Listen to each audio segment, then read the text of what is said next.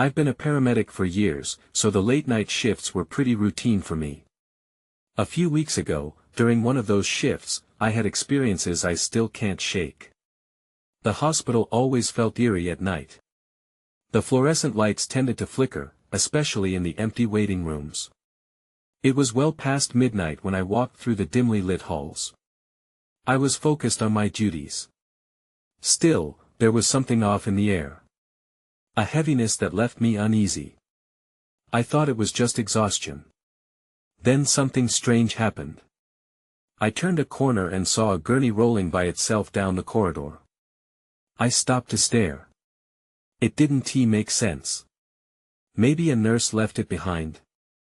I shrugged it off, convincing myself my mind was just playing tricks after a long night. As the days passed, more unsettling things happened. Around the same time each night, I heard laughter echoing through the hallways. It started quiet but grew louder. One night, it struck me as I stopped. I thought I heard children giggling. I felt this icy chill crawl up my spine. "Get it together, Liam," I muttered to myself. That I went into the break room one night and found patient charts scattered across a table. I had just put them away. It was strange, and my stomach knotted. I asked a couple of co-workers later if they felt anything unusual, but they just laughed it off. Maybe it was just stress, I thought. Then came the night when I checked on a patient who was unresponsive. It was late, around 3 a.m., and the room felt too quiet. I leaned over to adjust the drip when it happened. A cold hand brushed against mine. I jumped back, my heart racing. I turned around, but there was no one there, and the patient lay still. Was I imagining it? I couldn't tell, but it rattled me. From then on, I was on edge. Every noise made me jump. I started glancing around corners when someone entered the room. I felt that cold chill again, deep in my bones. One night, I was standing in the hallway when I heard soft whispers. They were too low for me to understand. I turned left and right, expecting to see someone. That's when I felt a tug on my sleeve, a gentle pull. I turned around fast, and again, nobody was there. My mind raced. Was I losing it? I just wanted to finish my shift and go home. The hallway felt darker, and I started avoiding the main areas. I could taste fear. The giggles, the whispers, the cold hand, it all mixed together in my mind. I knew something wasn't right, but I didn't know what it was. Each night felt like a twisted game I didn't want to play anymore. Would I see the gurney again? Would I hear the giggles? Would something reach for me once more? As I walked the bleak hallways, the shadows seemed to lengthen, and a knot formed in my stomach. I still didn't know if it was a trick of the light or something much more sinister. I couldn't shake the feeling that I wasn't alone anymore. Each night dragged on, stretching my nerves thinner than before. I tried to focus on patience, but the unease burrowed deep. My routine was disrupted. I was constantly scanning the shadows. With every step, I half expected something to reach out, to announce its presence. That night, I was called to the pediatric wing for a routine check. It was a section I avoided after dark. The laughter of children during the day felt like a veil over the cold sterility, but at night, it twisted into something more unsettling. As I entered the hall, the fluorescent lights hummed, casting eerie shadows. The atmosphere thickened, pressing down. I could hear the faint sound of giggles again, a haunting semblance of joy mixing with my dread. I passed the playroom. The door was ajar. A shiver ran through me, an instinct told me to keep walking, but curiosity pulled me closer. Peeking inside made my heart race. The room was empty, toys scattered as if left in a hurry. But then, I saw a drawing on the wall. Crayon lines formed stick figures that looked like kids playing. One figure was taller, looming over the others, its face a scribbled mess. I felt an odd compulsion to touch it but pulled my hand back, sensing something was wrong. Just then, I heard the laughter again, closer this time, echoing in the corridor. It was as if the figures on the wall were calling to me. I quickly left the playroom, every instinct screaming to get back to the safety of the nurse's station. As I turned to head down the hallway, the lights flickered aggressively, plunging me into darkness for a split second. When they returned, I spotted something at the far end, an apparition of a child, barely visible in the dim light, standing by a window. My breath caught. Could it be one of the patients? "Hey!" I called out, my voice trembling. Then, it vanished. I crouched instinctively, adrenaline coursing through me. My mind raced back to the cold hand I'd felt, the whispers. This was escalating. The hallway began to sway around me as another wave of laughter crashed against my ears, loud and chaotic. I turned and sprinted down the corridor, heart pounding in my chest. I didn't look back, knowing the shadows danced behind me, eager to catch up. That I reached the nurse's station, panting. My co-workers noticed my pale face. "You okay?" one asked, glancing at my wild eyes. I nodded, but the knot in my stomach tightened. I couldn't ignore it anymore. Something was happening in the hospital, something tied to those children. As I gathered my breath, a sudden noise crackled through the intercom, followed by a child's voice. It repeated my name. Liam. Chills raced down my spine. I never signed in on the intercom. Who was calling for me? I felt a cold grip of fear, and every instinct urged me to run. Instead, I made my choice. That voice echoed with an undeniable pull. I had to uncover the truth. I took a step forward, unaware of the darkness that was closing in behind me, the chilling laughter still bouncing off the sterile walls. As I stepped away from the safety of the nurse's station, I felt the cold air brush against my skin. My heart raced as I navigated back toward the hallway, where shadows clung to the walls. Each step felt heavier, as if the darkness was trying to hold me back. The intercom crackled again. "Liam." The child's voice was sweet yet twisted, like an old music box far too familiar. I hesitated, my instincts screaming at me to turn away. But the curiosity, the need to understand, pulled at me stronger than fear. That I walked slowly, retracing my steps toward the playroom door. I was drawn to it, a moth to a flickering flame. The laughter had faded, the hall's now an unsettling silence. I pushed the door open wider, revealing the chaotic scene inside. Toys lay scattered, but something else caught my eye, the crayon drawing. When I looked closer, I noticed something unsettling. The stick figures, once happy in my mind, now seemed distorted. Their tiny faces locked in expressions of terror, and the larger figure was glaring, its stick arms stretched out towards the others. In that moment, I wished I hadn't returned. Just then, the air changed. A draft swept through the room, swirling around me. It felt alive. I turned around, half expecting to see another apparition, but there was nothing, only the weight of silence. Panic began to creep in. Before I could decide what to do next, my phone buzzed in my pocket. I pulled it out, expecting a message from a coworker. Instead, it was a photo. A child's drawing, similar to the one on the wall. I almost dropped my phone. It was from a number I didn't recognize. I opened the message, hands trembling. "They need your help," it read. No name. Just that eerie, childlike drawing of the same figures. I looked up, half expecting the figure from the wall to be looming over me, but the room remained still. My mind raced. Was this a sick joke? I wanted to walk away, but another echo of laughter bubbled up from behind me, children's voices grown louder and more chaotic. They seemed to be urging me on. I turned toward the hallway, my instincts screaming for me to escape, but I couldn't ignore the pull. Following the sound, I emerged into the corridor again. This time, the temperature dropped, almost freezing. The lights flickered once more, and I spotted movement near the end of the hall. Shadows danced, darting just out of sight. "Liam." The voice called again, sharper now, filled with urgency. I was torn. My feet moved involuntarily toward the end of the corridor, where the laughter echoed as if it were a beckoning chant. I struggled to breathe, doubting my decision with every step. Then everything went dark. The lights died completely, plunging me into an all-consuming void. Panic swelled in my chest as I flailed, reaching for anything.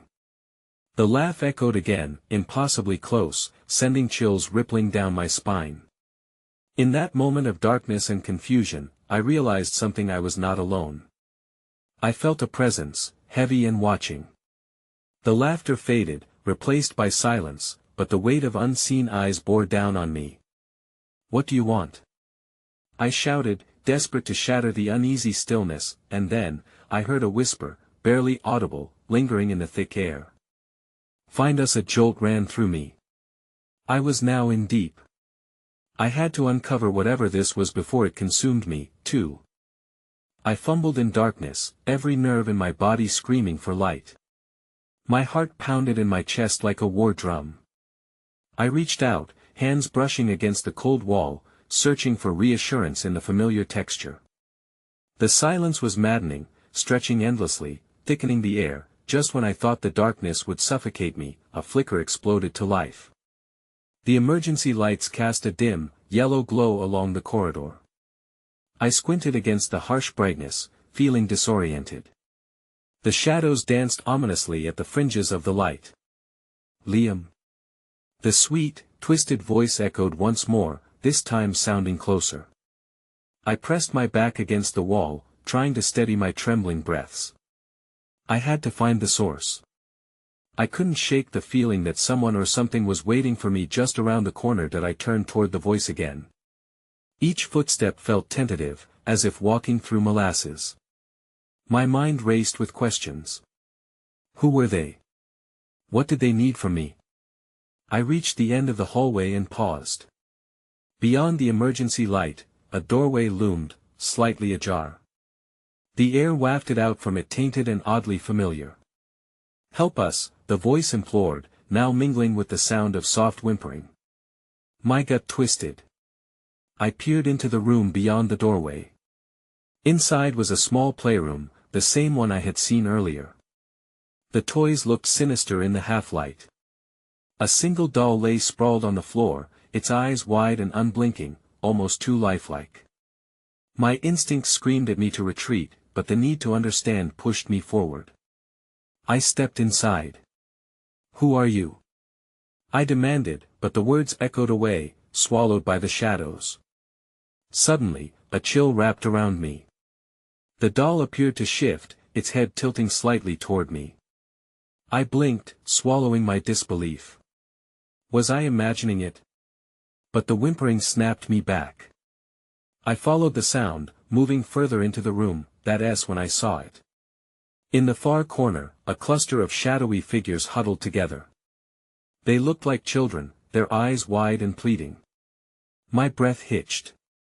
They were the same stick figures from the drawings, only now, they had substance, form, and their eyes haunted and desperate. "Please, don't go," one of them whispered. "We need your help." "Help with what?" I stammered, my heart racing wildly. I scanned the room, feeling the oppressive weight of their stares. How was I supposed to help?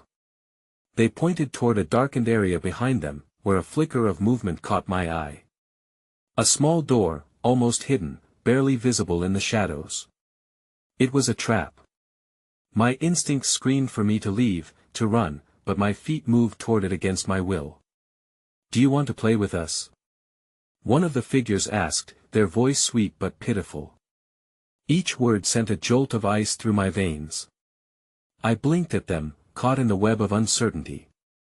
I could turn back. I could run. Yet there was something compelling about their plea. "Find us," the voice from earlier echoed, layering over their words. As I reached for the door, air rushed from the room, and the laughter erupted again, swirling around me like a tempest. In that chaotic moment, I caught a glimpse of something inside their faces twisted in terror, a scene of torment. Just then, the lights flickered and buzzed violently. I pulled back in shock, realizing I had to decide, face whatever horror was behind that door, or run and leave them there, forever trapped in this nightmare. That I hesitated. My heart raced. Before I could think, the laughter erupted once more, and I felt a strong push against me, urging me forward. I was trapped. I had to know what lay beyond.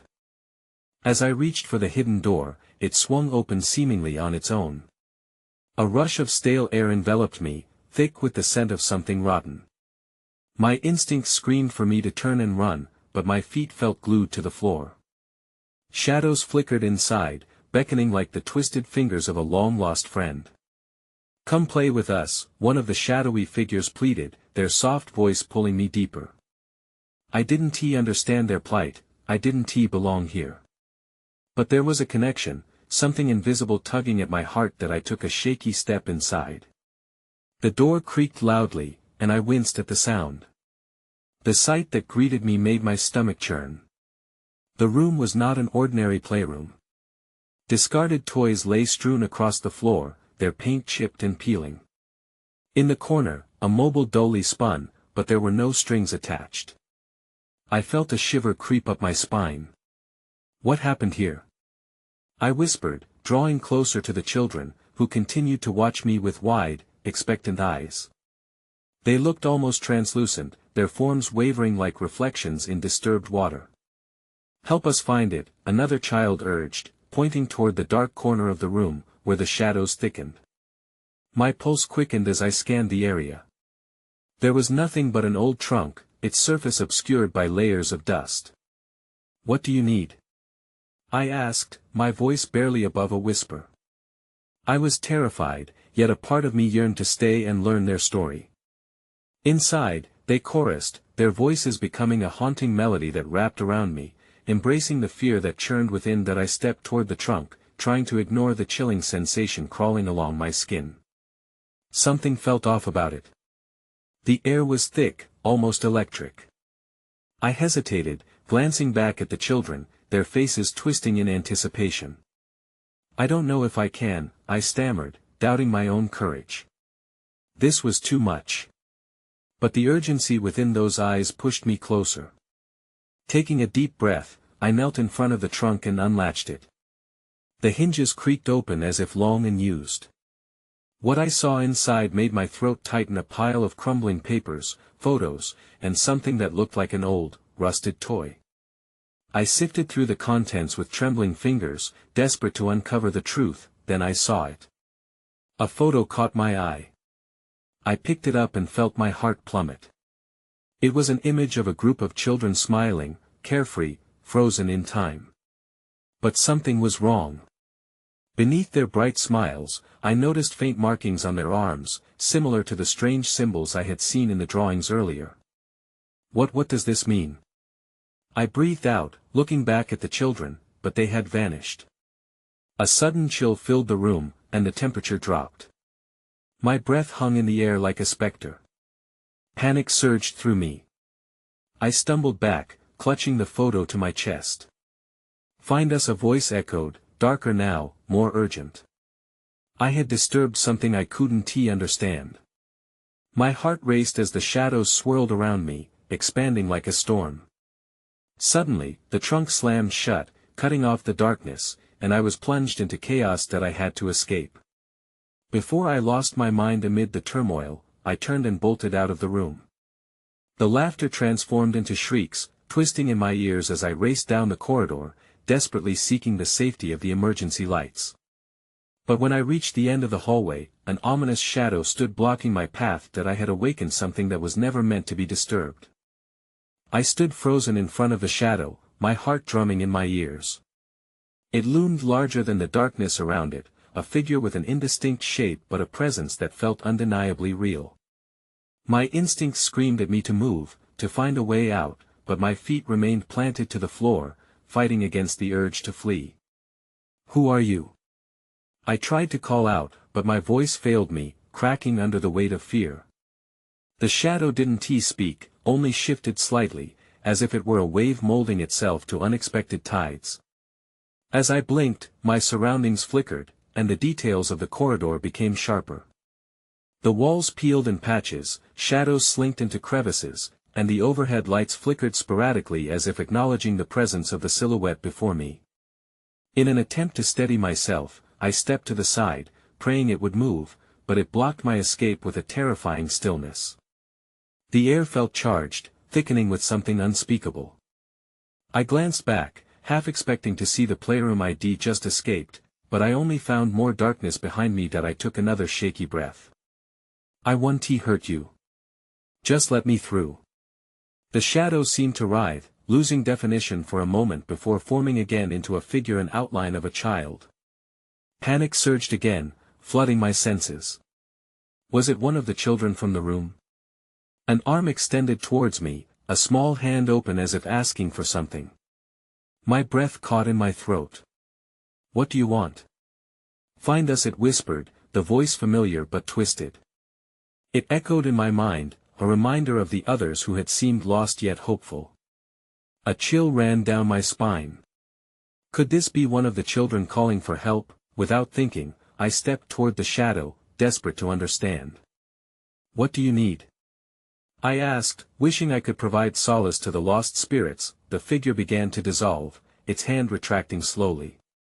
Too late, it murmured, and before I could react, it vanished into the ether, leaving me staring at the empty space where it had been. The hallway resembled an endless tunnel now, stretching out in both directions. I could feel the oppressive silence closing in, and I knew I couldn't linger here much longer. I had to find a way out and uncover the truth hidden within the dark corners of this place. As I turned to retrace my steps, I noticed the trunk's latch still open, revealing a faint glow from within. Realization hit me, there might be something more in that trunk, something that could explain everything. Before I could second-guess myself, I rushed back to the playroom, guided by a new urgency. When I arrived, the room had transformed. It felt colder, more chaotic. A swirling cloud of whispers filled the air as shadowy forms danced along the walls. You came back, they hissed, voices layered upon one another. With trembling hands, I approached the trunk. The light was brighter now, almost blinding. I had to know what secrets it held. Show me. I yelled into the cacophony, bracing myself for whatever might come next.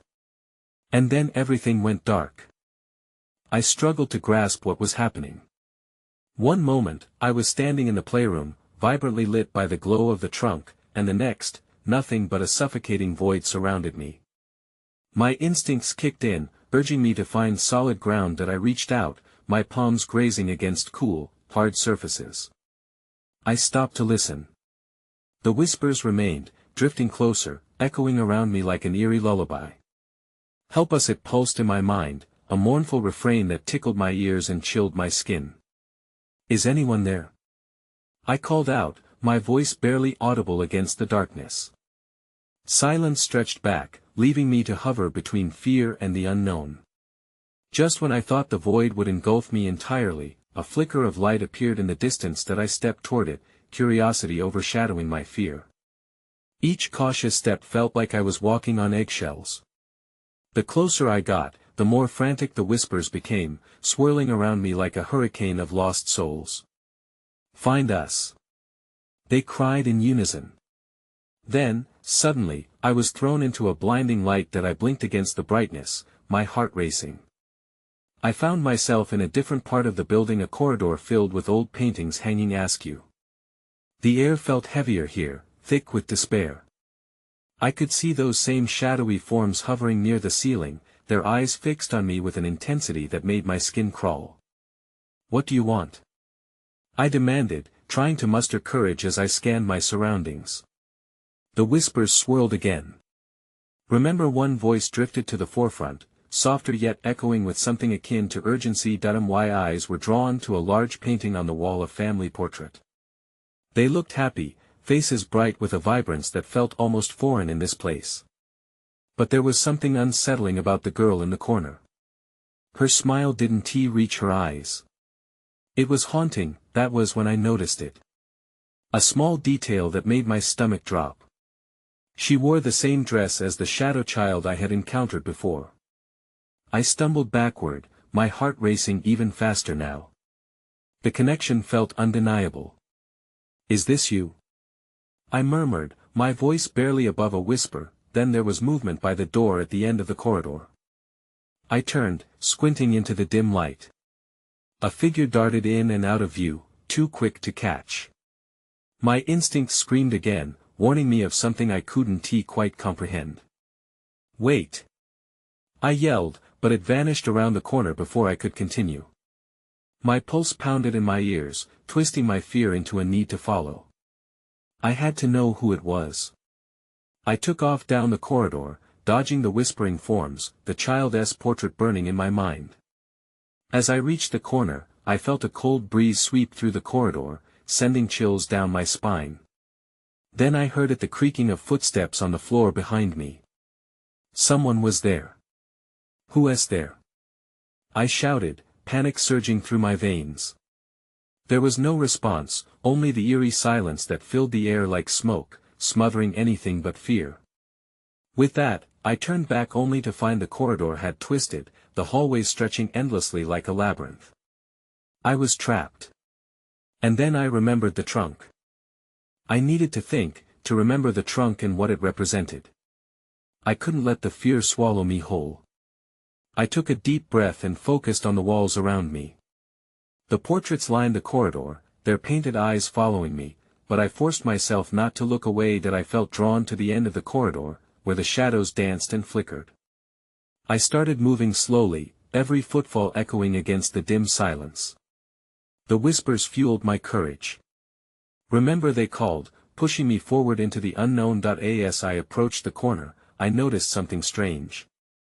One of the paintings wasn't just hanging askew, it had moved away from the wall entirely. A small gap now revealed a dark opening behind it.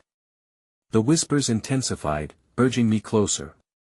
"Help us," they breathed, and I couldn't ignore the plea. With trembling hands, I reached toward the painting. My fingers brushed against the cool wood, and I felt a pulse of energy almost shivering beneath my touch. I hesitated, a rush of uncertainty flooding in. This felt wrong. But a sudden movement from behind sent me spinning around. A child stood there, no more than 5 or 6 years old. Her dress matched the one from the portrait, and her long dark hair fell in chaotic curls. "You came. You finally came," she cried, her voice a mix of joy and desperation. "Who are you?" I asked, my voice shaky. I looked into her wide, pleading eyes. "What do you want?" "They want to let us go," she said, a tremor in her tiny voice. "You have to help us." "Help you do what?" I asked. The urgency in her tone sent a wash of dread through me. It felt as if the walls were closing in, and I could almost hear the whispers growing more frantic. "You have to find the trunk. It's the only way." My heart dropped again at the mention of the trunk. I felt an overwhelming need to get to it but couldn't shake the fear that gripped me. "But my way is twisted now. I can't go back." "Then follow me." She tugged at my sleeve, pulling me toward the gaping hole behind the painting. I hesitated, battling the chill that crept up my spine. But her eyes full of hope and despair made the decision for me. I squeezed through the opening, feeling the cool air wrap around me. On the other side, I found myself in a dimly lit room that seemed to pulse with shadows. Old toys lay scattered across the floor, and remnants of a child's play filled the dim space. Suddenly, the door slammed shut behind me. Panic surged through my veins, and I turned back, but the child was gone. In her place, I felt the air thicken with an unseen presence, closing in around me. "Remember," the whispers rose to a thunderous echo. The shadows surged forward, and I stumbled backward, stumbling over one of the discarded toys. That was when I saw it, a wooden trunk, pristine against the chaos. My breath caught in my throat. I reached for it, and as my fingers brushed the surface, everything went dark. I gasped as the darkness swallowed me, the world around me gone in an instant. My heart raced, but I couldn't remember falling. A cold sweat drenched my skin. I blinked, trying to regain my bearings as shadows writhed at the edges of my vision. I wasn't in that dimly lit room anymore. Instead, I stood in a sprawling hallway, the walls lined with caged, forgotten memories. The air felt stale, heavy with silence. I shivered, a sense of dread creeping in. Where was I? Had I stepped into an entirely different nightmare? As I took a cautious step forward, the whispers returned, softer this time but no less urgent. Find the truth, they murmured, carrying a shiver through my limbs. My pulse quickened. I was utterly alone in this dark place, resonating with the secrets of the past that I tread carefully down the hall, trying to ignore the sense that someone or something was watching me. Every nerve screamed for me to turn back, but I pushed on, driven by a mix of fear and curiosity. There was no way to go but forward. Suddenly, I heard a faint sound like laughter. It was childlike and echoed through the corridor, sending sharp jolts of panic through me. I turned toward the sound, instinct kicking in, and followed it. My feet moved faster now. If there were children here, I wanted to find them. Maybe they would lead me to the trunk and answers I desperately sought. The laughter grew louder, bouncing off the walls. I rounded a corner and stumbled into a large, open room. The space was filled with old toys, tattered stuffed animals, wooden trains, and dolls with glassy eyes that seemed to follow me. In the center of the room stood a small group of children, their faces lit with excitement. "Why did you take so long?" one of them asked, her voice high and sweet yet laced with an eerie edge. I noticed her dress matched what the girl from the painting had worn. My breath hitched. "They keep us here," another child said, pulling at my sleeve. "You have to help us." The children were cold and transparent, like mist barely holding form. My heart raced. This was not a game, this was real and horrifying. "What do I do?" I asked, forcing calm into my voice, even as my stomach twisted with fear. "The trunk," they chanted in unison, pointing past me. I turned, and my eyes fell on it, the trunk I had seen before, though it seemed different now. It glowed faintly under the flickering light, a beacon amid the chaos. "Open it." Before I could respond, there was a loud crash behind me. I whipped around, heart pounding. A shadowy figure loomed at the entrance, dark and menacing, framing the light so that I couldn't see its face. The laughter turned to screams as the children scattered, vanishing into the darkness like smoke. "This is your fault," the figure bellowed, and I felt a surge of dread rip through me. I backed away, the weight of the trunk anchoring my focus. I had to make a choice. Run from the figure or face what lay inside the trunk. With my heart pounding in my throat, I reached for the lid of the trunk, praying it would hold the answers or perhaps, the end of this nightmare. Just then, the shadow lunged toward me, and I knew my decision had to be made now. The lid creaked open, and the blinding light spilled out like a tidal wave. I was enveloped in it, momentarily losing sight of the shadow behind me, the screams of the children echoing like fractured glass. My heart raced as I leaned over, compelled to look inside. The light faded the contours of the trunk, revealing its contents, photos, letters, toys, and hauntingly familiar drawings. Among them lay the childhood portrait with the girl who had watched me so closely, her eyes reflecting a depth of unspoken stories. That I grabbed the photo, feeling a pulse of energy racing through me. I had to understand, had to confront whatever this was. "I'm here," I shouted into the brightness, hoping my voice would reach the children who had vanished. "I want to help." Suddenly, the room darkened, shadows creeping back as the oppressive presence emerged from behind me. The air turned frigid, and the figure began to solidify, taking on a humanoid form. I turned to face it, clutching the photo to my chest as my pulse quickened. Parts of my rational mind screamed for me to run, only a deep instinct rooted me to the spot. The shadows swelled, coiling around the figure, and it spoke. "You shouldn't have come here," it growled, its voice like splintered wood. "They are not yours to rescue." My breath caught. "But the children, they need me. What do you want from me?" I shouted, anger blending with fear as I glared into the shadow's empty eyes. "Your presence brings them hope, but hope is a cruel weapon," it hissed, its form flickering like a candle in a windstorm. "You linger like a moth to the flame, and you shall burn." I glanced at the trunk, then at the swirling shadows, feeling the desperate urge of the spirits pulling me closer. Find us. I could still hear their voices in my mind, resonating with urgency. What do I need to find? I asked, desperation clinging to every word. The figure began to drift back, retreating into the swirling darkness. The truth lies where memory fades, it whispered. In that moment, something shifted in me. I didn't want to fight, but I couldn't abandon them either. With newfound resolve, I leaned into the trunk and began to sift through the contents again. Beneath the surface was an old diary, its cover worn and crumbling. I could feel the vibrations of the children's laughter intertwining with the fragile pages. I opened the diary and started to read, the words revealing a tale of long-lost lives, games once played, and shadows that consumed them. The screams faded to whispers, the overwhelming darkness encroaching slower now, almost curious. This is your story. I shouted, adrenaline surging. You can choose to be free. I could feel energy pooling as if the light from the trunk were breaking through to the trapped souls. I clung to the hope that there was still a way out of the chaos. At that moment, the shadow recoiled, its form pulsing as if struggling against an unseen pull. You're a fool to think hope can exist here, it rasped, twisting within the shadows. You'll succumb just like the others. But I will carry your memory. I declared, channeling every ounce of strength. The shadows danced, flickering like flames in response to my words. I will tell your story.